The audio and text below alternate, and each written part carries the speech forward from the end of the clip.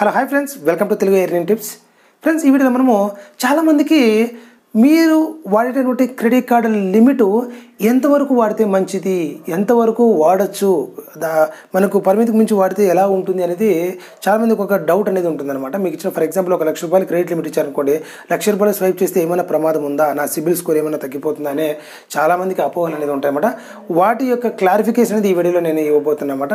In జనరల్గా చెప్తున్నాను, ఎవరికైనా కూడా ఒక సగటు వ్యక్తికి ఒక క్రెడిట్ కార్డు లిమిట్ ఇస్తున్నారంటే ఆ లిమిట్ అనేది యాక్చువల్గా 3 times ఆఫ్ ది శాలరీ ఉంటుంది. ఫర్ ఎగ్జాంపుల్ నాకు ఒక 50,000 శాలరీ అనుకోండి, బ్యాంక్ ఇచ్చేది ₹1,50,000 నుంచి 2,00,000 మధ్యలోనే మనకి ఈ క్రెడిట్ లిమిట్ అనేది ఇవ్వడం జరుగుతుంది.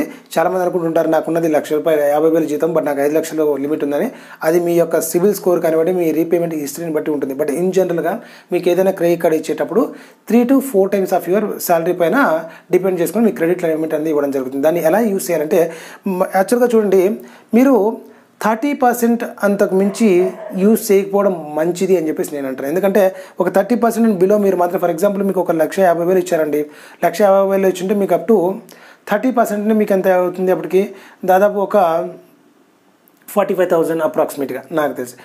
అంత లిమిట్లో మీరు యూజ్ చేసుకోవడం మంచిది. ఎందుకంటే అమౌంట్ మీకు ఆల్రెడీ ఉన్నటువంటి శాలరీనే 50,000. మీరు ఫర్ ఎగ్జాంపుల్ ఒక ₹1,00,000 యూస్ చేస్తారు అనుకోండి, దాన్ని పేమెంట్ కెపాసిటీ అనేది తగ్గిపోతుంది అనమాట. అప్పుడు ఏమవుతుందంటే మీకు ఓవర్ ఆబ్లిగేషన్స్ అయిపోతాయి. మీరు పే చేసేది ఎక్కువ అవ్వడం వల్ల మీకు బేసిక్ నీడ్స్కి అమౌంట్ అనేది మీకు చాలా ఇబ్బందిగా అవుతుంది అనమాట. చాలా కొంతమంది మేనేజ్ చేస్తూ ఉంటారు. బట్ దీనివల్ల అయితే సిబిల్ స్కోర్ అనేది రెడ్యూస్ అవ్వదు.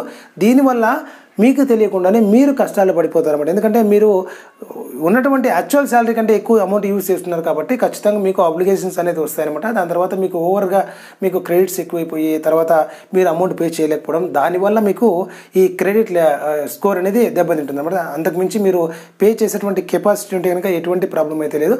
బట్ నా సజెషన్ ప్రకారము మీరు ఒక ₹1,00,000 లిమిట్ ఉందనుకోండి, మంత్ ఆన్ మంత్ యావరేజ్గా ఒక 20,000 30,000 యూటిలైజ్ చేసుకోవడం మంచిది. ఇన్ కేస్ యూస్ చేయకపోతే ఏమైనా అవుతుందా అంటే దానివల్ల వచ్చేటువంటి నష్టం ఏమీ లేదు.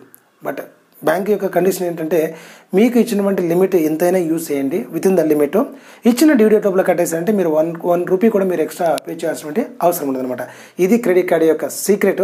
ఇంకా కొన్ని గోయింగ్ ఫార్వర్డ్ మీకు అనేది ఇన్ఫర్మేషన్ అనేది ఇస్తుంటాను. క్రెడిట్ కార్డ్ యొక్క లిమిట్ మీరు ఎంతనే యూస్ చేయండి, but not exceed in the limit. ఆ లిమిట్ ఎలా ఎక్సీడ్ అవుతుందో కూడా మీకు ఫర్దర్ వీడియోస్లో అనేది చెప్తాను అనమాట. సో తక్కువగా యూస్ చేసుకోవడం మంచిది, మీకు ఎక్కువ అప్లికేషన్స్ పెట్టకుండా.